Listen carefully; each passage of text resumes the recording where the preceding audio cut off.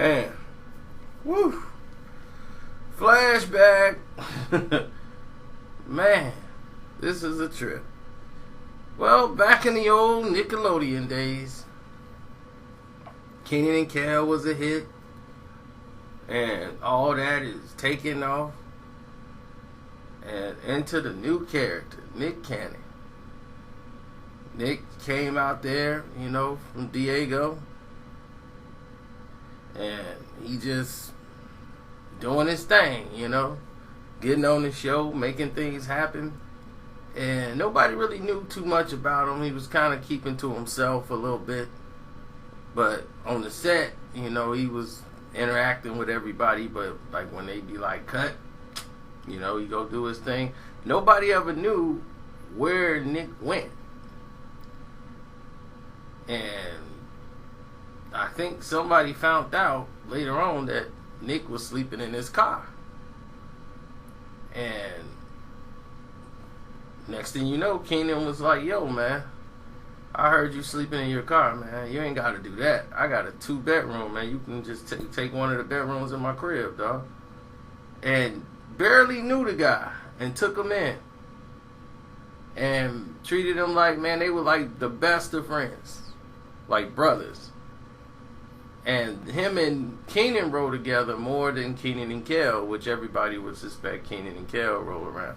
I mean, early on, they did. They try to hang out, but they are like complete opposites. When you see Kenan on the screen, he's acting. Kel wasn't acting. That's pretty much how he was in real life. He just loved to make people laugh and very positive human being. Now, Nick started to get fame. He started to get a little famous. Girls started seeing him. So he's got all these little girls now running up to him, and he's becoming the man of the hour, the man of the show, the Nick Cannon. So as all that was rearing its end, Kel wasn't doing all that anymore. He was just doing the one show. Once he, got tired of doing 2 shows and went straight to Kenan and Kel, Nick became really the focal point of all that, him and Kenan. So once the show started to run its course, the Kenan and Kel show stopped, and you got Nick really was the focal point at Nickelodeon. Like, he was the star. Christina Milian came on the show one season and did her little song AM to the PM. And, from that point, they kind of like vibed a little bit. So when they was getting ready to do the movie, because they had basically written wanted to do a remake of, Can't Buy Me Love. And they did Love Don't Cost a Thing. I'm a huge Patrick Dempsey fan. We grew up on those Patrick Dempsey movies. Can't Buy Me Love was like one of our favorite movies. That and Loverboy. So,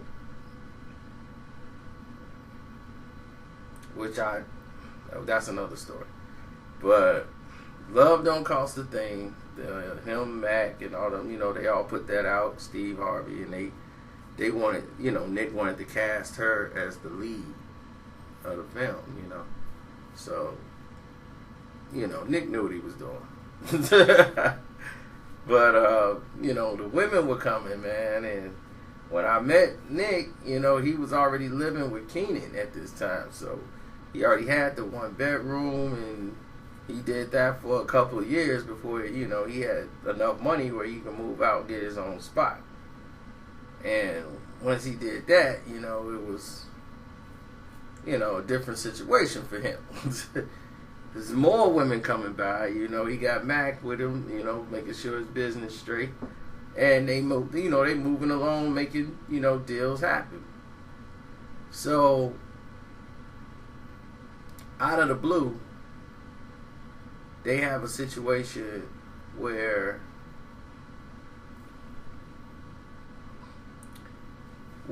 they're dating. They become official couple.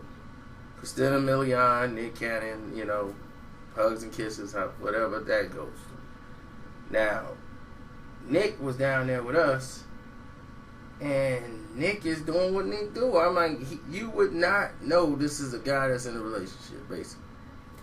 Any chick come up, he, oh, hey, what's up? Yeah.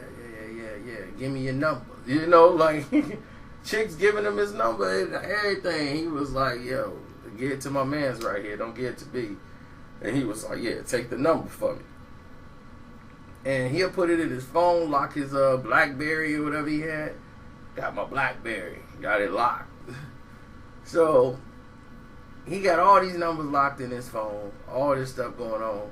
And the girl, Arissa, from the swap meet, he went in, called her, and she's like, man, dude, she got these naked pictures. Nick, you got a superstar wife, you know what I mean, girlfriend. Everybody talking about y'all getting married. Oh, yeah, that's wifey, man. You know, that's wifey. You know, that's wifey. But, you know, I'm a player, man. You know, I'm still a player. So, you know, Nick was just really feeling himself. He was having fun. And she wasn't stupid. She was gone doing some work on some television show or some other movie or probably project. So she ain't had that much time to really be there. And when she came back that day, she just happened to be there. She's like, I came back to spend time with you. Yeah, but I got to go make some runs.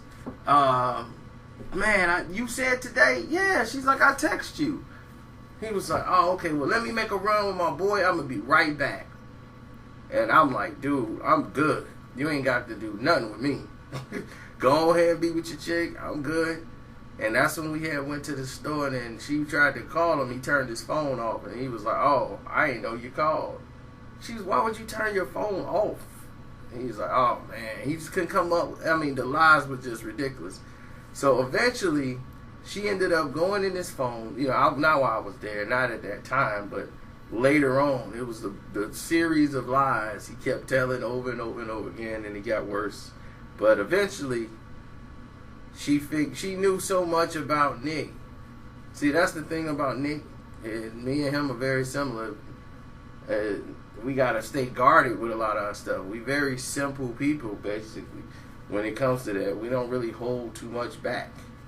And she knew him so well, she already figured out his passcode. She figured out what was his passcode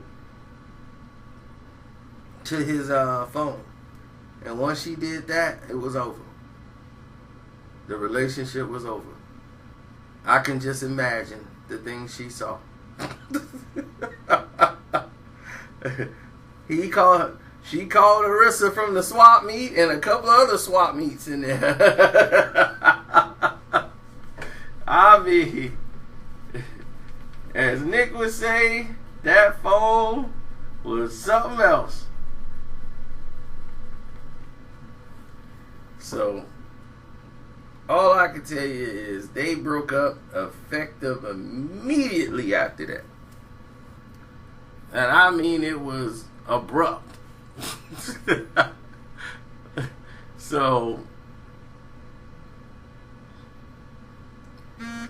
hold on.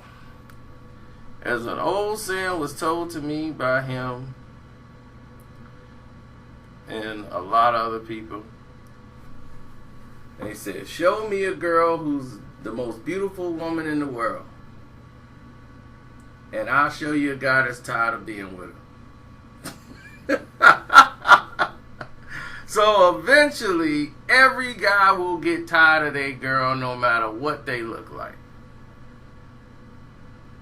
It's inevitable. You will eventually get tired of something. You know, I love watching House of Lies with Don Cheadle. But if I keep watching it every day, eventually I'll get tired of it. You know, Serena Williams. Whew! If I had Serena Williams, do you know, I will enjoy that for about 20 years. But after 20 years, I might start to get tired of it. Make it 25.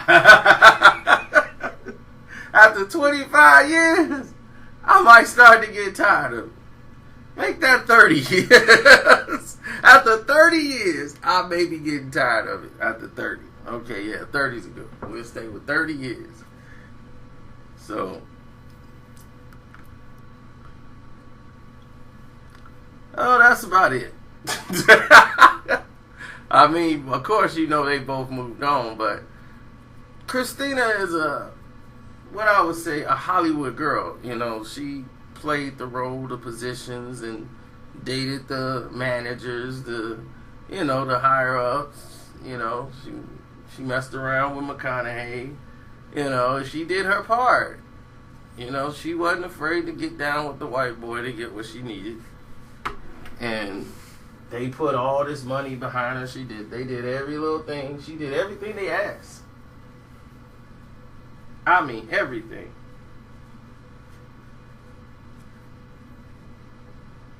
And some of it was too much. Like in one video, she was basically naked. Everybody's like, where's her clothes? Like, who cares about clothes? This video's hot. Hot, hot, hot. And I'm like, she's basically naked on this, playing in water and stuff. I'm like, this is not her.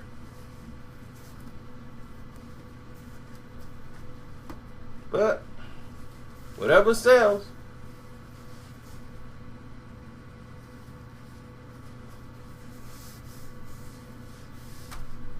Alright, that should do it. It's your boy Carcino. I'm checking out. Telling y'all to have a blessed day and be safe.